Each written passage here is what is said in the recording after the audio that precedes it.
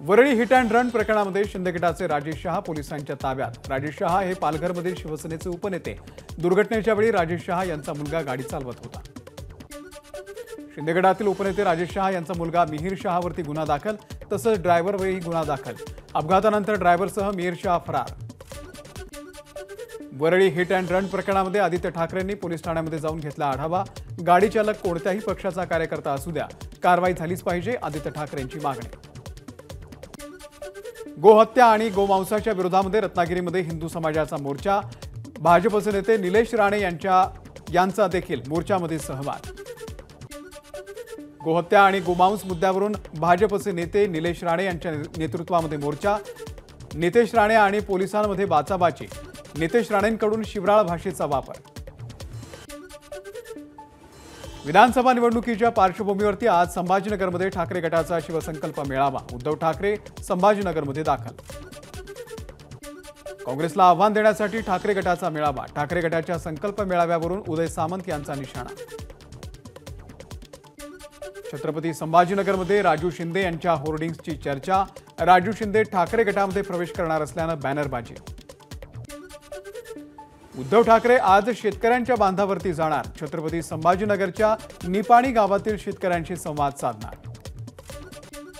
निवडून आलेल्या खासदाराला आंदोलन करावं लागतं, हे सरकार असंवेदनशील आहे। निलेश लंके यांच्या आंदोलनावरती खासदार सुप्रिया सुळे यांची प्रतिक्रिया। वायकर भ्रष्टाचारी होते की नव्हते याचं उत्तर भाजपनं द्यावं। जुमलेबाज सरकार भ्रष्टाचार करणाऱ्यांना क्लीन चिट देतं, सुप्रिया सुळे यांची टीका। अजित पवार आणि सुनेत्रा पवार संत तुकाराम महाराजांच्या पालखी सोहळ्यामध्ये सहभागी। अजित पवारांनी तुकोबांच्या पादुकांचं घेतलं दर्शन। उपमुख्यमंत्री अजित पवार टाळ वाजवत वारीमध्ये सहभागी। काटीवाडी येथील वारकऱ्यांच्या दिंडीमध्ये अजित पवारांनी टाळ वाजवत केला विठुरायाचा गजर। चंद्रपूरच्या सिंदेवाही शहरामध्ये चालकाला मिरगीचा झटका आल्यानं एसटी बसचा अपघात। बस थेट गॅरेजमध्ये शिरली, यामध्ये 8 प्रवासी जखमी। कोल्हापूरमधला विशाळगड अतिक्रमण मुक्त व्हावा यासाठी सकल हिंदू समाजाच्या वतीनं विशाळगडाच्या पायथ्याला महाआरती। मोठ्या संख्येनं शिवभक्त आणि हिंदू बांधव एकवटले। एमसीए उभारणार ठाण्यामध्ये भव्य क्रिकेट स्टेडियम। 1 लाखांपेक्षा जास्त प्रेक्षक क्षमतेचं स्टेडियम ठाण्याजवळच्या आमने गावामध्ये उभारणार। राज्य सरकारचे 11 कोटींचे बक्षीस राज्यातल्या क्रिकेटपटूंनाच। 4 क्रिकेटपटूंसह 6 जणांनाच मिळणार 11 कोटींचं बक्षीस। रोहित सूर्यकुमार, शिवम दुबे आणि जयस्वालला प्रत्येकी 2.5 कोटी। Bowling coach Paras umbrella 75 lakh तर मसाजर अरुण कानडेला 25 लाखाचं बक्षीस।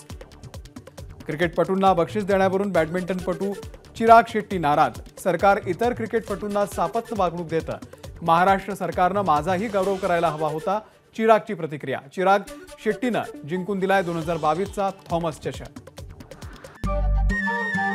नमस्कार। मन शुद्ध तुझं ही वेगळ्याच प्रकारची मालिका तुम्हा सगळ्यांना खूप आवडली होती। याचा दुसरा सीझन कधी येणार अशी विचारणा झाली। प्रतीक्षा संपली आहे मित्रांनो। येतोय मन शुद्ध तुझंचा दुसरा सीझन। होई मन शुद्ध